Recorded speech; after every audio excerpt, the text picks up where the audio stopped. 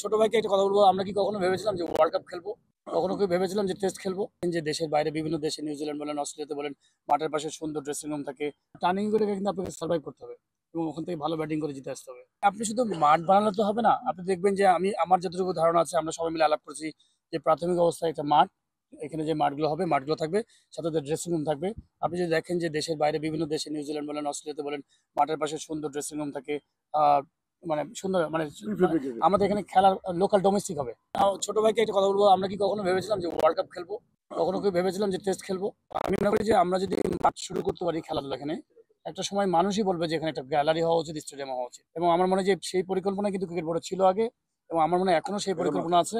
এবং ইনশাল্লাহ আমরা এটা চেষ্টা করবো যে আগে প্রথমে হচ্ছে মাঠ করতে হবে, পরবর্তীতে মাঠের সাথে ওই বাদ বাকি যে ফ্যাসিলিটিস আছে, আমরা এই মুহূর্তে আমাদের প্ল্যান আছে যে এখানে এই মাঠগুলো তিনটা চালু করা, সাথে প্রচুর ফ্যাসিলিটিস, মানে উইকেট। আমরা যেটা আলাপ করেছি দুজন, আমার শ্রদ্ধেয় ছোট ভাই, মানে আমি কি বলবো যে সারিয়ান হাফিজ খুবই ভালো ক্রিকেট নিয়ে গবেষণা করেন, অনেকদিন ধরে ক্রিকেট বোর্ড আছেন।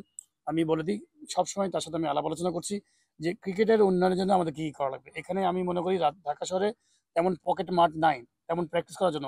ন্যাশনাল টিমের প্লেয়ার, আন্ডার 19 বা যারা বিভিন্ন ক্লাবে খেলে, তো ওমেন্স উইংস, এইখানে এই তিনটা মাঠের সাথে আমরা প্রচুর প্ল্যান আছে 20-25টা উইকেট বানানো, সাথে একটা দুটো আলাদা করে ইনডোর বানানো, যেন সাধারণ প্লেয়াররা যেন এসে এখানে প্র্যাকটিস করতে পারে, তারা ইন্ডিভিজুয়াল ট্রেনিং গুলো করতে পারে। ইনিশিয়াল প্ল্যান, বাট পরবর্তী সময় হতে হতে যখন ডিজাইনে যা আছে, সময়ের সাথে সাথে ওই ডিজাইনটা মেনটেন করতে থাকবেন। এই এই যে দেখেন, ঢাকাতে সব টিমগুলো এসে প্র্যাকটিস করার জায়গা পাচ্ছে না। তো আমরা চেষ্টা করছি, সম্ভবত মিরপুরে সম্ভবত ইনডোরের আমাদের ইয়ের পাশে, এই কি বলে, যেটা একাডেমিক গ্রাউন্ড, সেই গ্রাউন্ডটাকে কতখানি দেওয়া যায় ফ্যাসিলিটিসটা তারা যেন ইউজ করতে পারে। বিকেএসপি অনেক আছে, আবার বসুন্ধরা যিনি টিম আছে, রংপুর টিম, তারা কিন্তু বসুন্ধরাতে করবে।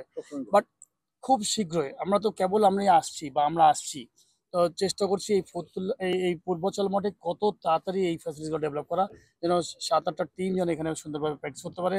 আপনি যদি দেখেন না, এখানে 3টা মাঠ, এবং আপনি যদি আহ, আহ, ফতুল্লাতে যদি 2টা মাঠ রেডি করতে পারি, এবং ওই সেন্টার উইকেটের বাইরেও প্রচুর উইকেট বানাচ্ছি, যে উইকেটগুলা আপনার অনেক টিম প্র্যাকটিস করতে পারে, তাদের আর ওই ওই জায়গাগুলো থাকবে না, ওই যে মাঠ নাই, উইকেট নাই, ওই প্রবলেম থাকবে না আমার ধারণা। বিকজ এইখানে যদি দেখেন কত জায়গা পড়ে আছে, এখানে 20-25টা যদি উইকেট বানান, আপনার ওই ফতুল্লাতে যদি 8-10টা উইকেট বানান, তো প্র্যাকটিসের জায়গাগুলোর প্রবলেম হবে না।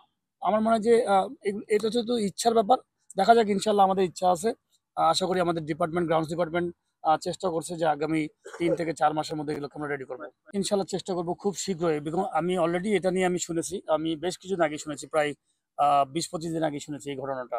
এবং আমি চাই যে একটা আমাদের আমি এই ডিপার্টমেন্টের তদন্ত কমিটির মধ্যে পার্ট থাকবো না, বিকজ যেহেতু আমার ডিপার্টমেন্টের মানুষের মধ্যে থাকতে পারে, বাইরের মানুষরা থাকতে পারে, যে যে কিনা যেখানে কিনা হয়তো 1-2 জন আমাদের ডিরেক্টর থাকবেন, এবং বাইরের 1-2 জন যারা কিনা হয়তো গোয়েন্দা সংস্থার মানুষ। আমি আমি মানে ফিল করি যে এমন কিছু মানুষ রাখবো যে মানুষরা হয়তো এই ধরনের কাজগুলো করে অভ্যস্ত।